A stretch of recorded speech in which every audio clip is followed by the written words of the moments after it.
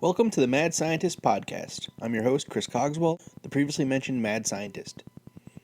Tonight's episode hopes to give insight into a fundamental question with concerns to the paranormal. Namely, in a world where the sciences are very quickly becoming merged into an all-encompassing whole, and the space left over for spirituality and religious explanations is rapidly shrinking, why do paranormal beliefs persist, and is there a place for them? Welcome to the Mad Scientist Podcast. Tonight's episode, is there room for the paranormal in science?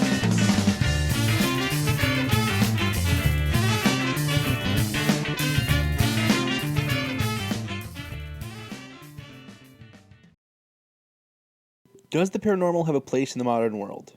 Does it make any sense that we continue to search for things like ghosts, demons, poltergeists, angels, out-of-body experiences, all of the various spirit-related phenomena people claim to have experienced? To start with, I want to make it clear that I am not trying to make any kind of religious claims here. I think it will be obvious by the end of this episode that despite my own skeptical beliefs, I don't think we can out of hand deny that things like the soul or heaven or hell can exist, for the philosophical reasons that will be laid out in a little bit. However, for the purpose of full disclosure, although I was raised Roman Catholic, I don't have any particular faith at this point in my life. But again, can't deny the possibility for the existence of things like ghosts or, whatever. Secondly, I think it's important to state that although this particular episode doesn't deal with things like Bigfoot, which incidentally is one of my favorite parascientific or fringe topics, those things will eventually make it onto the show and onto the docket. I have a huge backlog of topics to go into the history on and the philosophy and science behind, but I think a good start is really the elephant in the room. I don't think it is hard to imagine that just maybe something like Bigfoot could exist, but for a lot of people, ghosts and demons are just too fringe to even accept. But I think there's a lot of interesting questions still out there on these topics, and weird things that historically have led to our current thoughts on these spirit things that have not only somewhat choked the discussion on the topic, but also led to a whole lot of scientific phooey that gets used all the time. These more magical aspects of the paranormal are really the crux of this episode, and specifically how our mindset went from one centered on a magical way of thinking to a scientific way of thinking. To start asking the question if the paranormal can still find a place in the modern world, I think it's important to begin by seeing how we got to our current view on spirits, and more fundamentally our scientific worldview. If you ask anyone what they know about the current search for ghosts, they would probably tell you about searching for EVP, or measuring electromagnetic disturbances. But why do we take it for granted that ghosts need to be natural things? What reasoning is there for us to think that ghosts will have some effect on molecules or particles or electromagnetic waves when they're in a room with us? At the other extreme, we have supposed mediums who can speak to our relatives, who all say have never had one of those ghost hunting crews with all their science equipment in the room with them, despite the fact that they are in theory communicating with ghosts and making them come into rooms when they call on them from the other side. I would seriously pay pay-per-view money to see an episode like that. If the ghost hunting people are telling the truth, and they can measure ghosts when they're inside of a room or a house or a graveyard, and the medium is telling the truth, and they can basically see ghosts or cause them to come down and communicate with them, then it seems like a no-brainer to put the two together and get some verifiable measurements here. But both of these teams are operating on different wavelengths. No bad electromagnetic pun intended. The medium may not expect the ghost to be a physical thing, while the ghost hunting teams seem to take that as a basic assumption of their methods. When did ghosts become a physical thing? I think one of the most fascinating case studies of this transition, and one that thankfully has garnered a lot of study over the years, is the change that happened to witchcraft or demonological thinking up to the present day. This really showcases how our magical way of thinking was changed by the presence of true scientific discovery, although magical thinking has not fully lost its power over our everyday lives.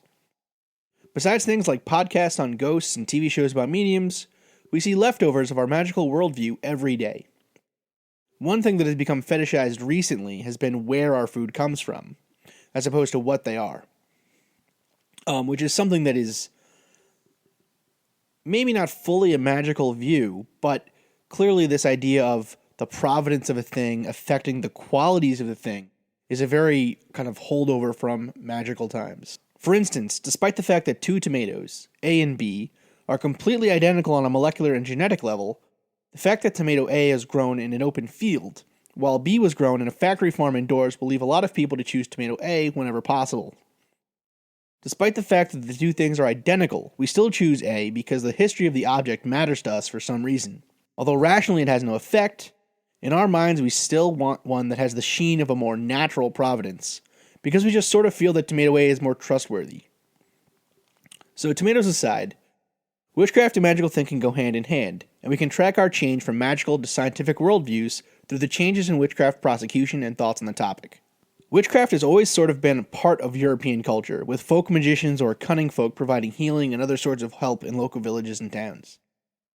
Eventually, however, these healers or herb sellers began to take on negative sorts of connotations in the surrounding area. While in the beginning of witchcraft lore, religious leaders considered witches to be victims to the devil or his demonic subjects, over time witches became viewed as people who actively sought out demonic powers. Another interesting aspect of this change is that witches were considered to be primarily female, something that there is a really great literature background on. One quote that really shows this way of thinking comes from Nicholas Remy from 1595, and he said, quote, "It is not unreasonable that this scum of humanity, witches, should be drawn chiefly from the feminine sex."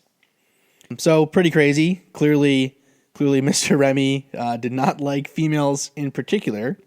He then goes on to say, "The devil uses them so, because he knows that women love carnal pleasures, and he means to bind them to his allegiance by such agreeable provocations." Really a pretty crazy sort of argument. So the thinking was that females were easier for the devil to trick because he could get them to, give in to their greed or lust or gluttony or whatever. Although I think history shows that that's pretty common to both sexes and all genders equally. Anyways, so witchcraft persecution really started in earnest in the 15th century, culminating in a number of pretty wide-ranging witch trials and mass killings, a papal bull, a bunch of books, and all kinds of crazy stuff, before finally petering out around 1750. Salem in Massachusetts was one of the last big cases of witch persecution, and is often put as a shocking case specifically because it occurred so late in the mania. This decline in witchcraft persecution came about partially because of changing views on what witches or demons could actually achieve, with skeptical views of witchcraft really starting to take hold as a more scientific worldview came into focus. One huge division that began this trend is the switch that occurred with Thomas Aquinas, who divided the religious spheres of influence into three categories. These were the natural, or as he said, natural is what happens always or most of the time; preternatural, which is what happens rarely, but nonetheless by the agency of created beings. Marvels belong, properly speaking, to the realm of the preternatural. And finally, supernatural, which he said was God's unmediated actions. From this shift, witches and demons went from being things that we could not have any hope of measuring or quantifying through scientific study to something that we could find proof for. The reasons for this are multiple, but one interesting take is that this shift occurred so readily because it gave us proof of God's existence outside of the miraculous, which happened very rarely. If witches and demons were real, and we could actually find them in our lives and study them, then in a strange way we could study God secondhand. Furthermore, this meant we could combat witchcraft and demons in a way that was much more down to earth than asking God for help.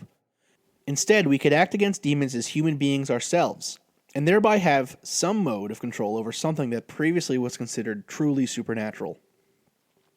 This distinction doesn't seem all that important at first glance, but some clarification shows just how different it was.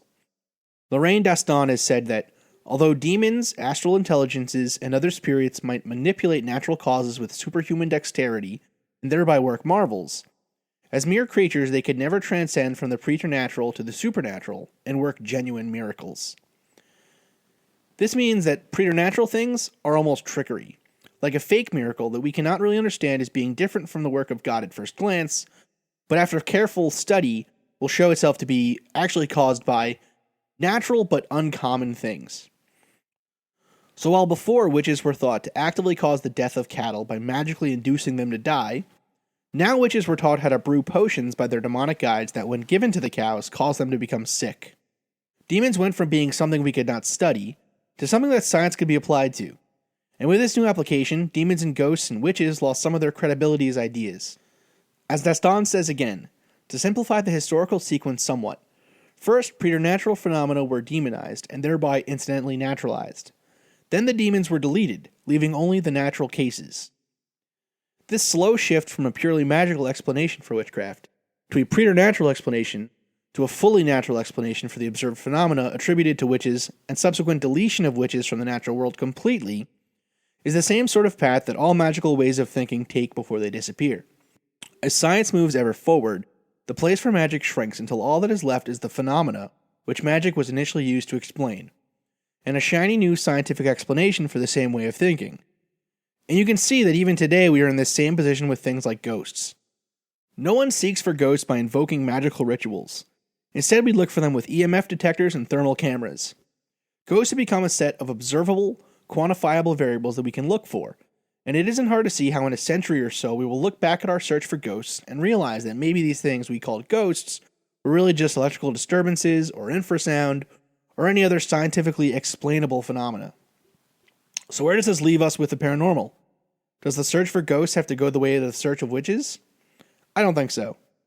And the reasons I hesitate to say that it must be the case that ghosts or spirits or whatever will become fully scientific things is that I don't know if philosophically the world is reducible in that way. Well, so what do I mean by reducible?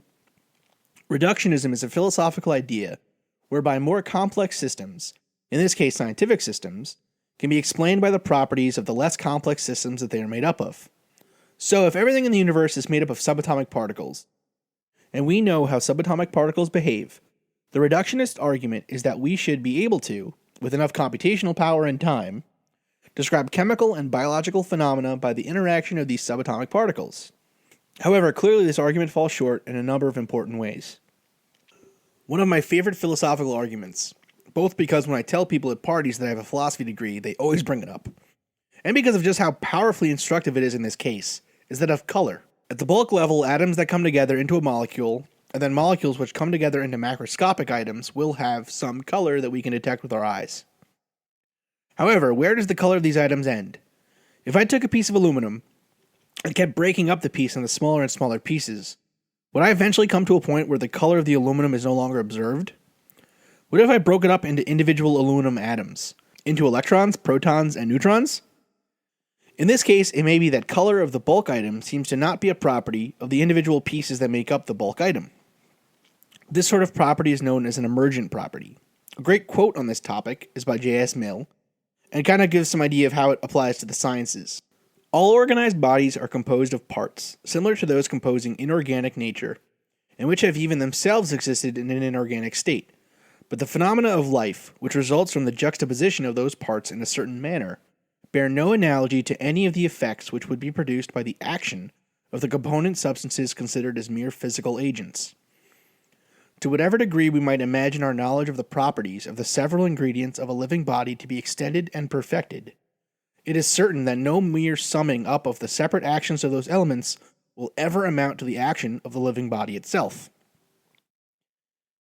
In other words, it seems illogical to J.S. Mill that if we were to be able to understand all of the actions of subatomic particles, that we could then go from that to explaining, for instance, the flight patterns of a bird or something. The biological sciences don't seem nearly as reducible as the chemical sciences, and even chemistry, if we really look at it, has a lot of things that aren't really all that reducible to physics.